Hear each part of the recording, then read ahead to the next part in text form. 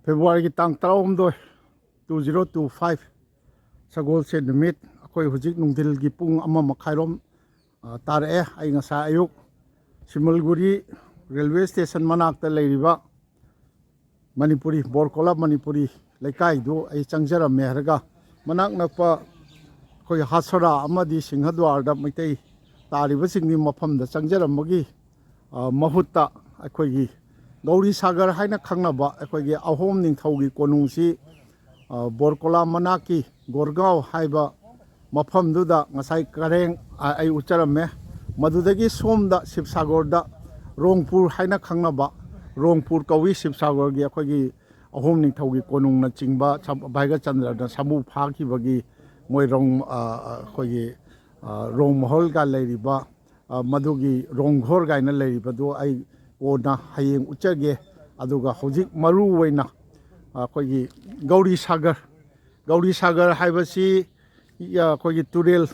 namdang turen haibasi khoi gi kona ai halakpa lambi da amuk lepcharaga uchage khoi lanthok chare namdang turen dagina disau turel khoi gi maitai ahan bala aga maglu khat ka hena maitai ta halle haiba mafam do ani sina koliba mafam si Gouri Sagar hara masai da pukri achouba ma lei pukri achouba si pat kumani ai uchage masigi kaino si seis da devi mandir si mandir ari bani leiriba si masai da ulibadi protected monument ni ai pajage. This monument has been declared to be the national importance under the CC Sidi Thare aduga kainodi karino sigi kaino tha de karino karamba matam gi no haibasi saista karino thari sa ha sida ongta yenge this graceful temple dedicated to goddess Gauri or Parvati is located on the bank of the Gaurisagar.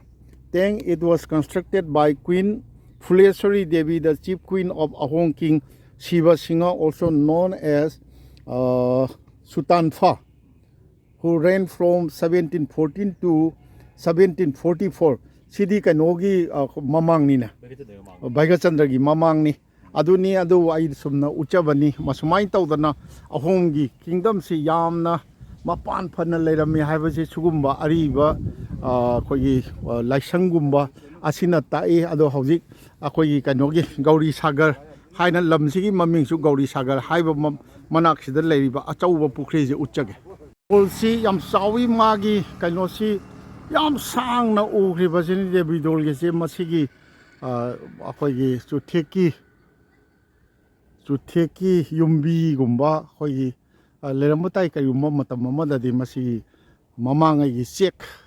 yang pana saba chek tugini sigi hekna kandani Gouri Sagar haina leiribase Gouri Sagar si pat kumba pukri ni haitara yamna chawkhre adu masi Rongpur haibadi Sivasagar town gi manung da leiriba khoi gi Devidol ga haidugi manak nakna leiriba Joy Sagar ga haibadu da tourist singi khoi gi boating gi kari gi tawbagi provision du di leitaba mali atopa nakal lamada leiramba gadra haibadi khangjadre aduni simain tawdana lei aduna masi gumba structure singsi ure haraga mamangai gi ariba laisangna chingmasi ure haraga matam amada ahom na akoi gi lamdam asomda Assamgi Assam ahom leibakta chapkhat lamba Kokan Pangal Lambogi Mami si akoi uba pangjai si Gouri Sagar ni Gouri Sagar dagi akoi chachare haraga nasai maitai kuranga nayanina ahanba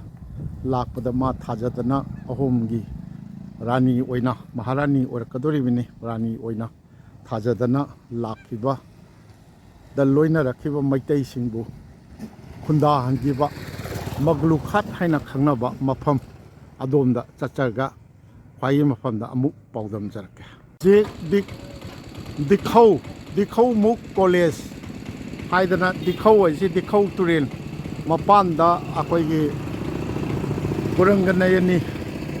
akoi thongda loksi maidingu maramba gorsyamgi machanupi na ꯂꯣꯏꯅꯔꯛꯄ ꯃꯤꯁꯤꯡ ꯁꯤꯒꯤ ꯃꯄꯥꯟꯗ ꯈꯨꯟꯗꯥꯍꯜꯂꯝꯃꯤ ꯍꯥꯏꯔꯤꯕ ꯃꯒ꯭ꯂꯨ ꯘꯥꯠ ꯑꯩꯈꯣꯏꯒꯤ ꯇꯦꯛꯈꯥꯎꯁꯤꯡꯅ ꯍꯥꯏꯕꯗꯤ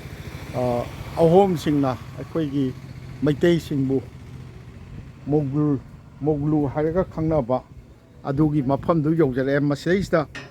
ꯑꯩꯈꯣꯏꯒꯤ ꯀꯩꯅꯣꯅ ꯀꯨꯔꯪꯒꯅꯌꯅꯤꯅ ꯔꯥꯅꯤ ꯑꯣꯏꯔꯕ ꯃꯍꯥꯔꯥꯅꯤ ꯑꯍꯣꯝꯒꯤ ꯃꯍꯥꯔꯥꯅꯤ ꯑꯣꯏꯔꯕ ꯃꯇꯝꯗ ꯇꯧꯔꯝꯕ ꯄꯨꯈ꯭ꯔꯤ ꯑꯃ ꯑꯩꯈꯣꯏꯒꯤ ꯃꯣꯒ꯭ꯂꯧ ꯖꯌꯦꯀꯔ ꯍꯥꯏꯗꯤ ꯃꯩꯇꯩ ꯅꯤꯡꯉꯣꯜꯒꯤ ꯄꯨꯈ꯭ꯔꯤ ꯑꯩꯈꯣꯏ ꯃꯣꯒ꯭ꯂꯧ ꯖꯌꯦꯀꯔ ꯄꯨꯈ꯭ꯔꯤ ꯍꯥꯏꯗꯅ ꯑꯃ ꯂꯩ ꯃꯗꯨ ꯆꯠꯆꯒꯦ ꯁꯤꯒꯤ ꯄꯨꯈ꯭ꯔꯤꯁꯤꯅꯤ ꯀꯣꯂꯦꯖ ꯍꯧꯖꯤꯛꯀꯤ ꯗꯤꯈꯧꯃꯨꯛ ꯀꯣꯂꯦꯖꯇꯨꯒꯤ ꯀꯦꯝꯄꯁ ꯃꯅꯨꯡꯗꯅꯤ ꯁꯤ ꯂꯩꯔꯤꯁꯦ ꯃꯈꯣꯏꯅ ꯊꯥꯕꯗꯤ ꯈꯧꯃꯨꯛ ꯃꯍꯥꯕꯂꯤꯗ꯭ꯌ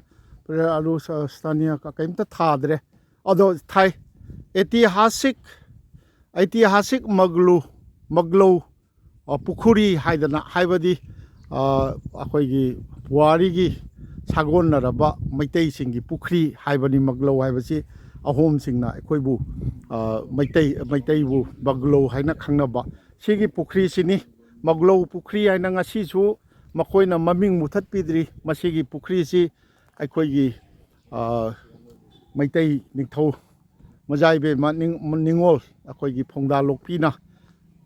ꯑꯍꯣꯝ ꯅꯤꯡꯊꯧꯗ ꯔꯥꯖꯦꯁꯣꯔ ꯁꯤꯡꯍꯗ ꯌꯨꯝ ꯄꯥꯟꯗꯅ ꯃꯍꯥꯔꯥꯅꯤ ꯑꯣꯏꯔꯛꯑꯀꯥꯟꯗ ꯀꯨꯔꯪꯒꯅꯌꯅꯤ ꯍꯥꯏꯕ ꯃꯤꯡꯊꯣꯜ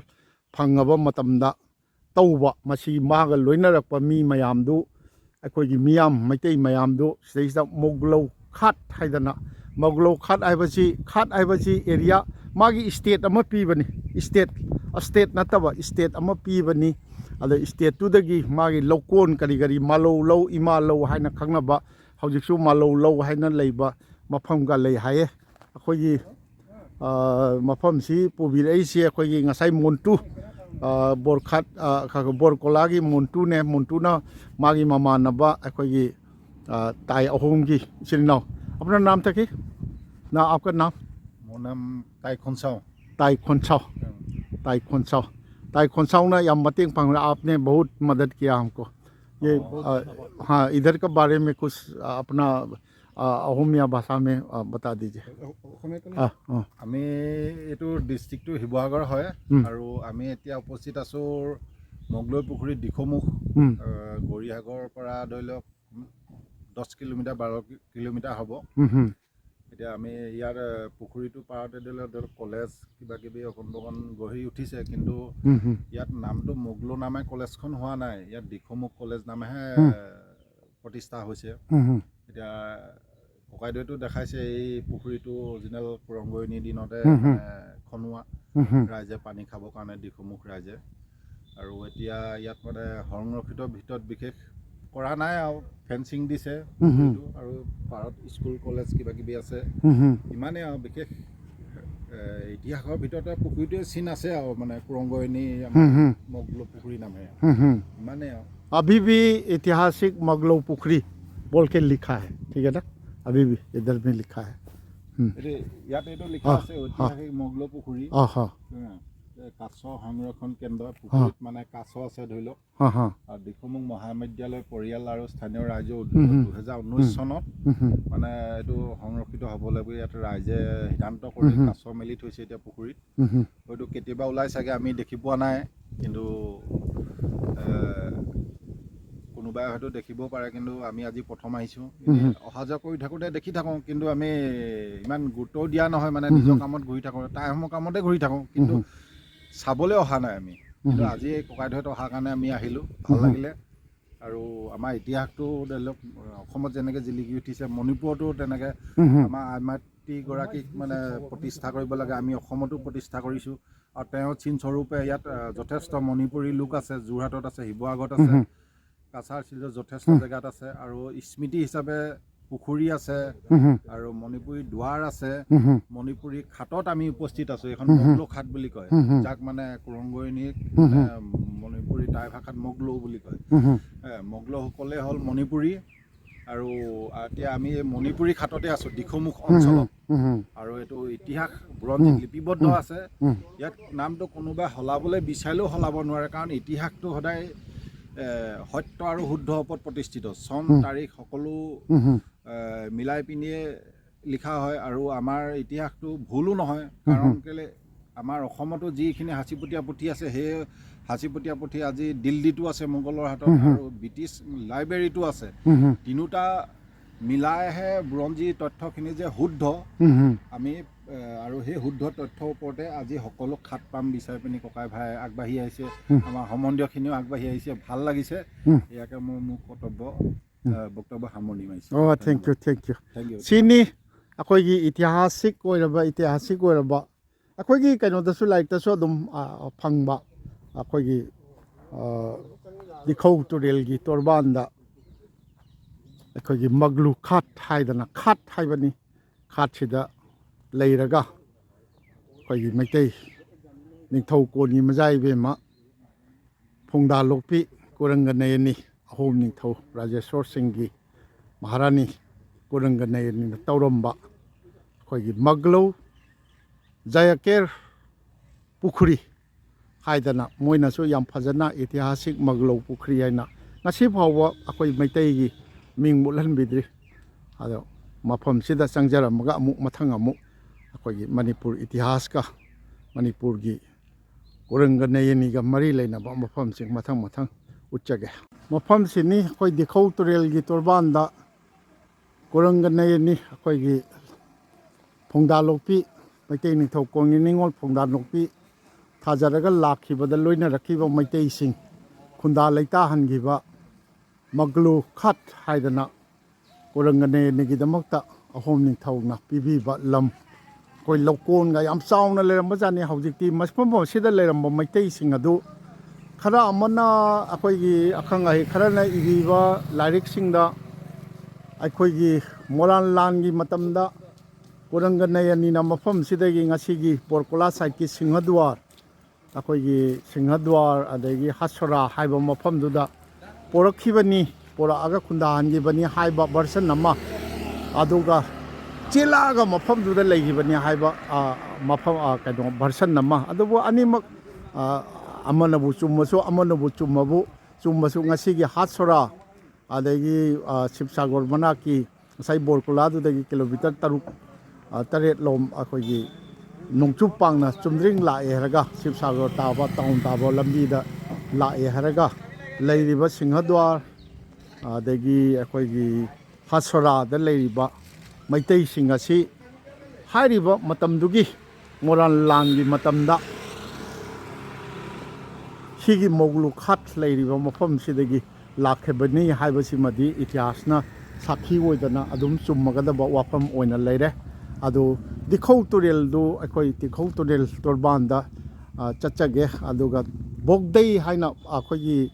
ꯗꯤꯈꯧ ꯇꯨꯔꯦꯜꯁꯤ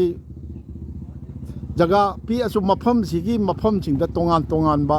ꯕꯣꯛꯗꯩ ꯍꯥꯏꯅꯁꯨ ꯈꯪꯅꯕ ꯕꯣꯛꯗꯩ ꯍꯥꯏꯁꯤꯅ ꯅꯤꯡꯊꯧꯅ ꯑꯍꯣꯝ ꯅꯤꯡꯊꯧꯅ ꯀꯔꯤꯒꯨꯝꯕ ꯑꯃ ꯄꯥꯡꯊꯣꯛꯄ ꯉꯝꯖꯒꯦꯒ ꯍꯥꯏꯅ ꯀꯠꯆꯕ ꯃꯐꯝꯗꯨꯗ ꯗꯤꯈꯧ ꯇꯨꯔꯦꯜꯁꯤ ꯕꯣꯛꯗꯩ ꯍꯥꯏꯅ ꯈꯪꯅꯕꯅꯤ ꯍꯥꯏꯅ ꯑꯁꯨꯃꯥꯏꯅ ꯇꯥꯛꯄꯤ ꯃꯐꯝꯗꯨꯗ ꯑꯃꯨꯛ ꯑꯩꯈꯣꯏ ꯆꯠꯆꯒꯦ ꯃꯁꯤꯅꯤ ꯉꯁꯤꯒꯤꯗꯤ ꯌꯥꯝꯅ ꯂꯝꯕꯤꯗꯤ ꯌꯥꯝꯅ ꯐꯩ ꯑꯩꯈꯣꯏꯒꯤ ꯑꯁꯥꯝꯒꯤ ꯍꯧꯅꯕꯤ ꯃꯐꯝꯁꯤ ꯗꯤꯈꯧꯃꯨꯛ ꯍꯥꯏꯕꯗꯤ ꯗꯤꯈꯧ ꯇꯨꯔꯦꯜꯒꯤ ꯃꯆꯤꯟ ꯍꯥꯏꯕ ꯇꯥꯔꯦ ꯃꯁꯤꯒꯤ ꯑꯩꯈꯣꯏꯒꯤ ꯁꯤꯕꯁꯥꯒꯣꯔ ꯇꯥꯎꯟꯗꯒꯤ ꯆꯥꯎꯔꯥꯛꯅ ꯀꯤꯂꯣꯃꯤꯇꯔ 14 ꯂꯥꯞꯅ ꯂꯥꯛꯑꯕ ꯀꯩꯅꯣꯅꯤ ꯃꯐꯝꯅꯤ ꯑꯗ ꯀꯩꯅꯣꯗ ꯑꯩꯈꯣꯏ ꯀꯣꯂꯦꯖꯀꯤ ꯑꯣꯖꯥꯁꯤꯡꯅ ꯃꯅꯨꯡꯗ ꯀꯧꯁꯤꯟꯕꯤꯔꯛꯄ ꯃꯥꯜꯂꯦ ꯑꯗ ꯑꯃꯨꯛꯇꯪ ꯆꯪꯖꯔꯨꯒꯦ ꯍꯧꯖꯤꯛ ꯑꯩꯈꯣꯏꯅ ꯂꯦꯞꯆꯔꯤꯕꯁꯤ ꯃꯈꯣꯏ ꯇꯥꯏ ꯑꯍꯣꯝꯁꯤꯡ ꯑꯩꯈꯣꯏꯅ ꯂꯥꯛꯃꯤꯟꯅꯖꯔꯤꯕ ꯅꯍꯥꯁꯤꯡꯅ ꯃꯈꯣꯏꯒꯤ ꯑꯔꯤꯕ ꯂꯥꯏꯔꯤꯛꯁꯤꯡꯗꯒꯤ ꯐꯪꯕ ꯃꯇꯨꯡ ꯏꯟꯅ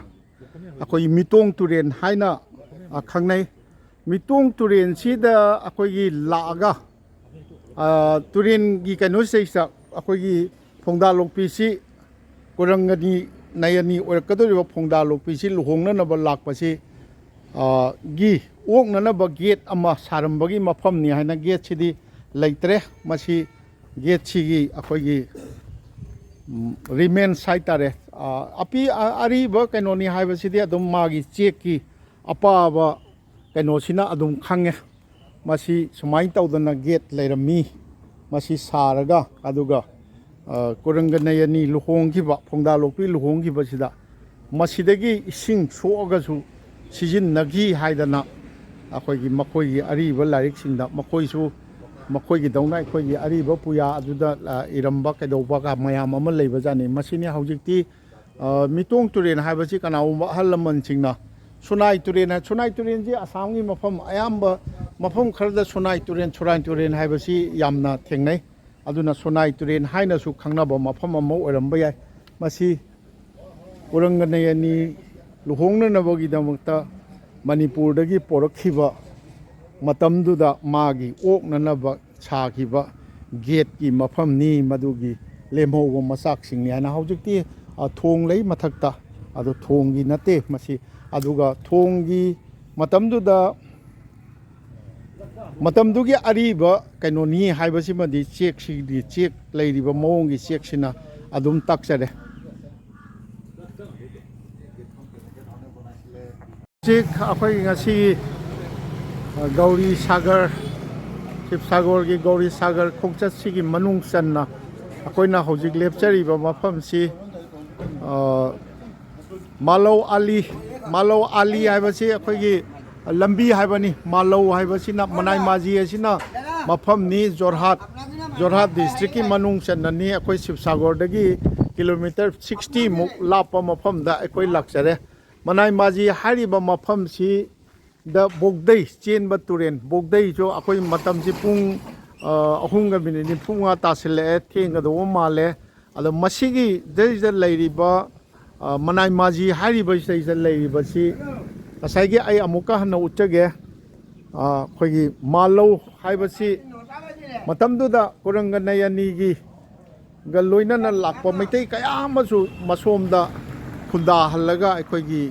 ꯂꯧ ꯎꯍꯟꯕ ꯃꯣꯏꯒꯤ ꯂꯧꯀꯣꯟꯁꯤ ꯃꯥꯂꯧ ꯄꯥꯊꯔ ꯃꯥꯂꯧ ꯍꯥꯏꯁꯤ ꯏꯃꯥ ꯂꯧ ꯍꯥꯏꯅ ꯈꯪꯅꯕꯗꯒꯤ ꯂꯣꯟꯊꯩꯗ ꯃꯥꯂꯧ ꯍꯥꯏꯅ ꯍꯧꯖꯤꯛ ꯐꯥꯎꯕ ꯈꯪꯅꯗꯅ ꯂꯩꯔꯤꯕ ꯅꯤ ꯑꯗꯨꯒ ꯃꯅꯥꯏꯃꯥꯖꯤ ꯖꯣꯔꯍꯥꯠ ꯍꯥꯏꯗꯅ ꯁꯤ ꯂꯩꯔꯦ ꯑꯗꯣ ꯉꯁꯥꯏ ꯂꯝꯕꯤ ꯆꯪꯉꯛꯄꯗ ꯃꯥꯂꯧ ꯑꯂꯤ ꯍꯥꯏꯗꯅ ꯃꯥꯂꯧ ꯑꯂꯤ ꯔꯣꯠ ꯍꯥꯏꯗꯅꯁꯨ ꯂꯩꯍꯧꯋꯤ ꯑꯗꯣ ꯃꯁꯤꯒꯤ ꯃꯐꯝꯁꯤꯗ ꯂꯩꯔꯤꯁꯤ ꯉꯁꯥꯏꯒꯤ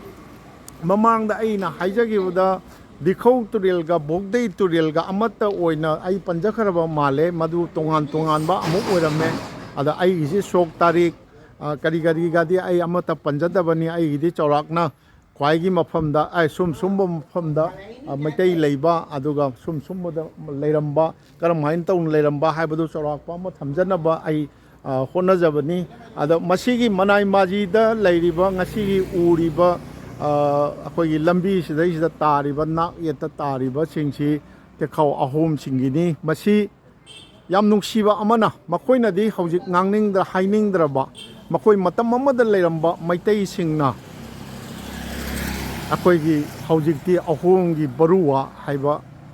ꯑꯩꯈꯣꯏꯒꯤ ꯀꯩꯅꯣꯁꯤ ꯁꯔꯅꯦꯝꯁꯤ ꯂꯧꯔꯒ ꯑꯣꯟꯈ꯭ꯔꯕ ꯑꯗ ꯆꯍꯤ ꯈꯔꯒꯤ ꯃꯃꯥꯡ ꯐꯥꯎꯗ ꯍꯪꯕ ꯃꯇꯝꯗ ꯑꯩꯈꯣいꯃꯩꯇꯩꯗꯒꯤ ꯑꯣꯜꯂꯛꯄꯅꯤ ꯍꯥꯏꯕꯁꯤ ꯃꯈꯣꯏ ꯍꯥꯏꯅꯤꯡꯗꯅ ꯊꯣꯛꯄ ꯍꯥꯏꯕꯗꯤ ꯃꯗꯨ ꯃꯩꯇꯩꯗꯒꯤ ꯑꯣꯜꯂꯛꯄꯅꯤꯒ ꯍꯥꯏꯇꯥꯔꯗꯤ ꯑꯩꯈꯣꯏꯒꯤ ꯑꯍꯣꯝꯒꯤ ꯊꯥꯛ ꯋꯥꯡꯅ ꯂꯩꯕ ꯁꯣꯁꯥꯏꯇꯤ ꯃꯈꯣꯏꯒꯤ ꯀꯥꯡꯂꯨꯞꯁꯤꯡꯒꯤ ꯃꯔꯛꯇ ꯃꯈꯣꯏꯕꯨ ꯍꯟꯊꯅ ꯌꯦꯡꯕ ꯆꯥꯔꯧ ꯃꯔꯧꯅꯕꯗ ꯅꯨꯡꯉꯥꯏꯇꯕꯒꯤ ꯃꯑꯣꯡ ꯑꯃ ꯂꯥꯛꯈꯤꯕꯅ ꯃꯈꯣꯏ ꯃꯌꯥꯝ ꯋꯥꯁꯛꯅꯈꯤꯕ ꯑꯩꯈꯣꯏꯁꯤ ꯃꯩꯇꯩꯗꯒꯤ ꯑꯣꯜꯂꯛꯄꯅꯤ ꯍꯥꯏꯕꯁꯤ ꯑꯩꯈꯣꯏ ꯍꯥꯏꯅꯔꯔꯣꯏꯁꯤ ꯍꯥꯏꯗꯅ ꯑꯗꯨꯃꯥꯏꯅ ꯇꯧꯗꯅ ꯇꯧꯈꯤꯕ ꯋꯥꯔꯦꯞ ꯑꯃꯒꯤ ꯃꯇꯨꯡ ꯏꯟꯅ ꯃꯈꯣꯏ ꯍꯥꯏꯗꯕꯅꯤ ꯍꯥꯏꯗꯅ ꯍꯥꯏ ꯃꯥꯂꯧ ꯍꯥꯏꯕꯁꯤ ꯑꯩꯈꯣꯏꯒꯤ ꯀꯨꯔꯪꯒꯅꯌꯅꯤꯒꯤ ꯑꯣꯏꯅ ꯃꯥꯒꯤ ꯏꯁꯇꯦꯠ ꯑꯣꯏꯅ ꯄꯤꯔꯤꯕ ꯑꯩꯈꯣꯏꯒꯤ ꯃꯗꯨꯒꯤ ꯂꯧꯀꯣꯟꯗꯨꯅꯤ ꯑꯗꯨꯒ ꯂꯧꯀꯣꯟꯗꯨ ꯃꯥꯂꯧ ꯄꯥꯊꯔ ꯍꯥꯏꯔꯤꯕ ꯃꯥꯂꯧ ꯄꯥꯊꯔ ꯍꯥꯏꯕꯁꯤ ꯂꯧꯀꯣꯟ ꯍꯥꯏꯕꯅꯤ ꯑꯗꯣ ꯂꯧꯀꯣꯟꯗꯨꯗꯤ ꯍꯧꯖꯤꯛꯇꯤ ꯃꯤꯅ ꯈꯨꯟꯗꯥꯁꯟꯈꯤꯗꯅ ꯂꯧꯀꯣꯟ ꯑꯣꯏꯅ ꯂꯩꯇ꯭ꯔꯕ ꯃꯥꯜꯂꯦ ꯃꯁꯤ ꯎꯠꯆꯔꯒ ꯑꯩꯈꯣꯏ ꯀꯩꯅꯣ ꯁꯤꯕꯁꯥꯒꯔꯗ ꯑꯩꯈꯣꯏ ꯌꯥꯝ ꯂꯥꯞꯅ ꯑꯩꯈꯣꯏ ꯂꯥꯛꯆꯔꯦ ꯀꯤꯂꯣꯃꯤꯇꯔ ꯁꯤꯕꯁꯥꯒꯔꯗꯒꯤ ꯀꯤꯂꯣꯃꯤꯇꯔ 60 ꯍꯥꯏꯇꯥꯔꯒꯗꯤ 60ꯃꯨꯛ ꯍꯥꯏꯇꯥꯔꯒꯗꯤ ꯑꯩꯈꯣꯏꯅ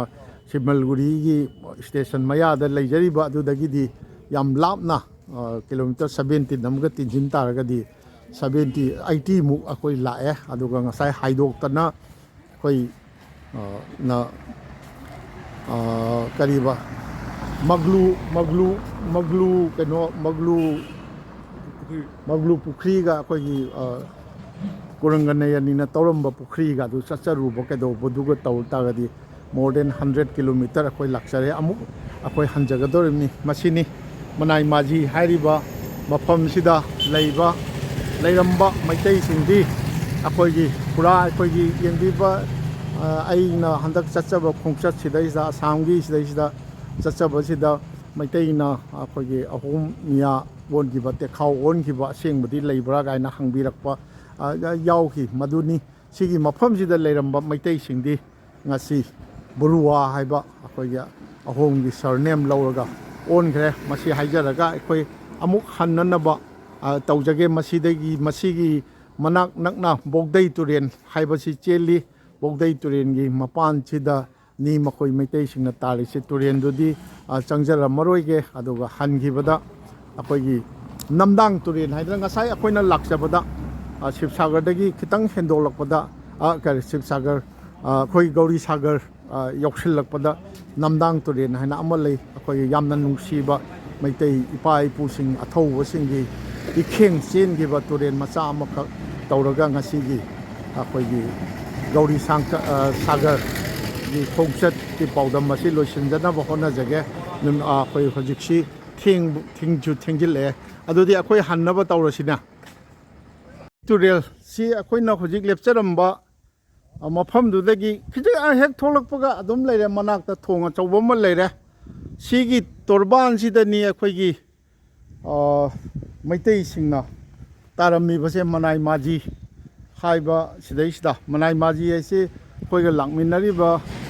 tai ahom akhoi marup sina haibada makoi marol ni hai ado Manaimaji haiba sijo Manai haiba sijo maitai lon oiramoi hainingai su leite sigi torban paring sida saraga ngasagi akoigi malau ali haibasi lambi haibane haye akoigi ahom londa ado malau lambi malau ali haibadi malau haibasi akoigi maitai ipa ipu singduna ahan boina somda Brahmaputra tampaki somda apara sam songi da kuranganayani leima kuranganayani gi khongbu oina lakhiba maitai ipa ipu sing aduna leiraga masigi ising chadana leiramme haraga makoina uramba aduga kuranganayani gidamukta piba lokondo ima lau haina khangnaba makoina lontheida thangthara haraga malau pathar haibasi lokon haibani Assamese malau pathar haina adunga sai thaubudu malau ali haibasi masaigi lokon du chatpa lambi ni sini akoigi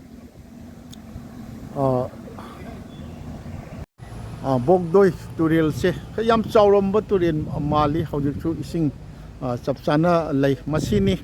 Bogdoi turen si gi khongmanda lepcharame aduga masi gi torbanda akoigi matam maduda